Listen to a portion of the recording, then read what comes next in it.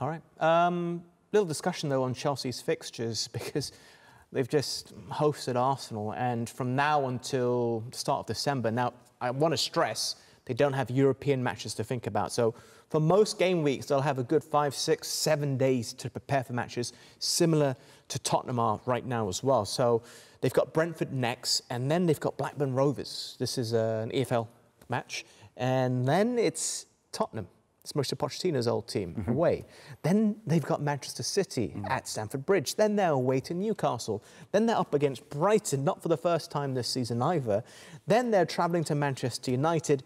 And then they've got Everton away, fighting tooth and nail to stay within the Premier League. I mean, that is a tough run of games. I know there's no easy games in the Premier League. I understand that. But these are tough. Well, and again, I go back to the point. If you've got world-class players, these are the games that you come to the Premier League for. You know that you have to play Bournemouth away as part of that commitment, but you want to be playing in these games.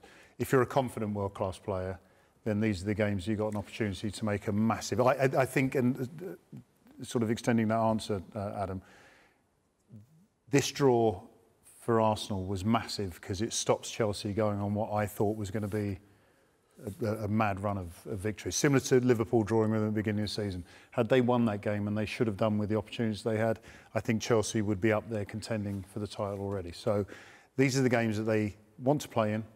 And if they are as confident as I think they are, with the time, as you said, without European interruption, then we could look at Chelsea bag lots and lots of points, and then we're having a big discussion on whether they're capable of continuing this to the end of the season, possibly, I'm not going to say win the title, but within that discussion. Yeah.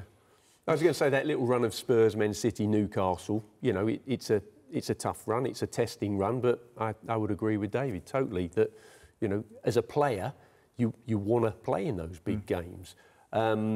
Personally, I always preferred to play against the big sides. You know, Liverpool were a huge side when I was playing, before David was playing.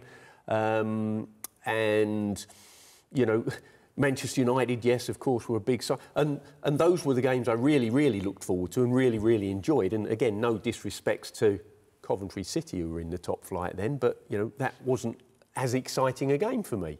So, yeah, I think that the bigger they are, the better.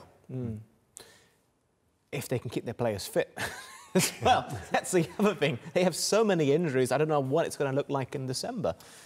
And keeping confidence high. Because if they go to Spurs and they lose badly, then it could have a confidence impact against Manchester City the next week. And then guess what? After that, it's Newcastle. It could do. But what's interesting, and I'm looking at Arsenal's results here, I mean, they've drawn 3 games, 2 all.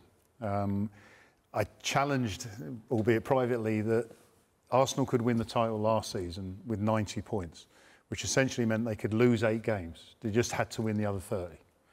So if you look at it on that, it doesn't matter if you lose to the highest team or lose. If you get 90 points, as it turned out, would have been enough to win the title last year.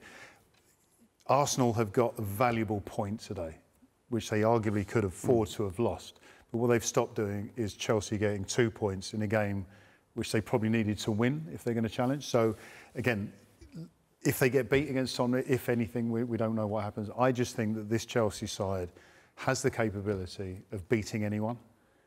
And if they believe that and can put the performances in, I think the conditions today were not conducive for top talent producing top form, as I think everyone said, even Mikel Arteta was saying it there. Well, the last time they were this far off the top of the table at this stage of the season, they actually went on to win it. There was that game against Arsenal, Conte in charge.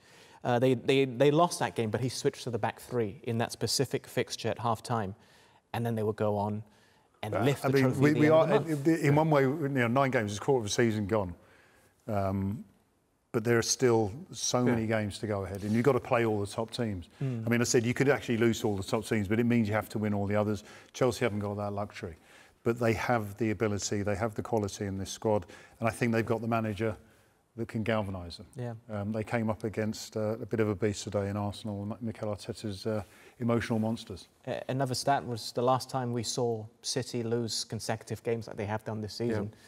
They actually went on to win 18 of the next 19 fixtures in the Premier League and lift the trophy. So it's far too early to say anything at this stage. So what Adam's saying is basically both teams will end up on the same points, same goals. I think it's going to go down to corners. It's got, well, we had 3 different league leaders in the same day. We could have had 4 if Arsenal had won today. Well, Arsenal are joint top, their fans will say. Well, there you go. There you go. It is 4. And by the end of Monday night, Tuesday morning in Malaysia... Spurs could be back there. It could be the situation. I don't know. We'll find out and see. But would you ever want a Premier League any different?